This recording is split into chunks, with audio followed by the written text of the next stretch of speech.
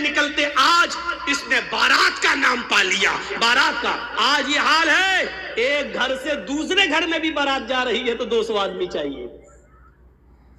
ان کو بارات نہیں کہنا چاہیے، سچ پوچھو مولانا جرجیس کے حساب سے تو ان کو چور کہنا چاہیے، ڈکیت، ڈاکو۔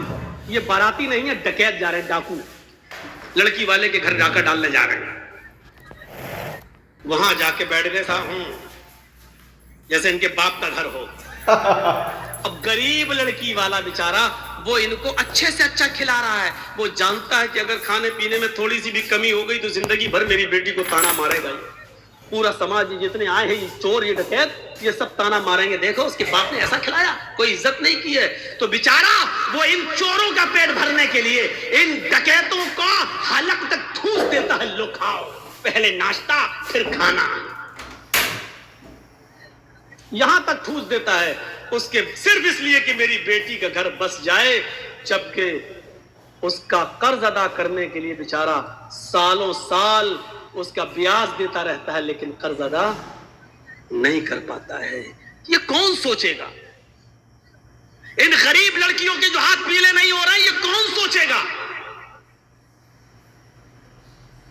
ذرا تصور کرو کہ ایک موٹر سائیکل پہ وہ لڑکا کیسے بیٹھ جاتا ہے، ہر ہر۔ اے صاحب بڑی اچھی گاڑی ہے ماشاءاللہ، کہاں سے ملی، کتنے میں خریدی؟ جہیز میں ملی، جہیز میں ملی۔ ارے اس کو کہنا چاہیے بھیک میں ملی، کہتا جہیز میں ملی۔ اس کو کہنا چاہیے میرے سسر نے مجھے انٹرنیشنل بھکاری سمجھ کے دی، وہ کہتا گفٹ میں دی۔ نام بدل گئے، دیکھ لیجیے آپ، جو چیز بھیک میں ملی اس کو کہہ رہا جہیز میں ملی، اس کو کہہ رہا جہیز میں ملی۔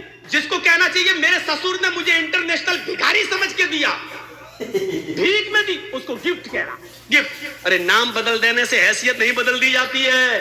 شراب کا نام دوا رکھ دو تو شراب شرابی رہے گی، دوا نہیں ہو جائے گی۔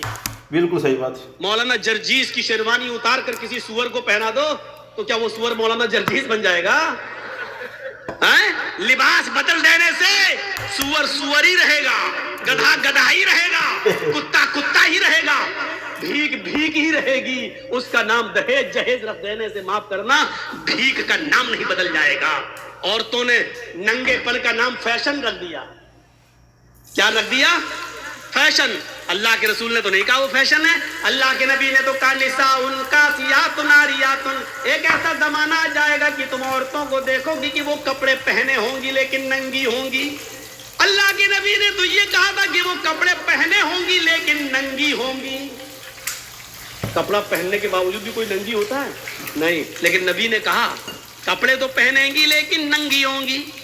کپڑا پہنیں گی لیکن ہاتھ دکھیں گے، کپڑا پہنیں گی لیکن پیٹ دکھے گا، کپڑا پہنیں گی ان کے جسم کا اتارو چڑھاؤ دکھے گا، یعنی وہ ایسے تنگ کپڑے پہنیں گی کہ جس سے اگر کوئی ٹیلر، کوئی درجی ان کو دیکھ لے تو ناپ لینے کی ضرورت نہ پڑے۔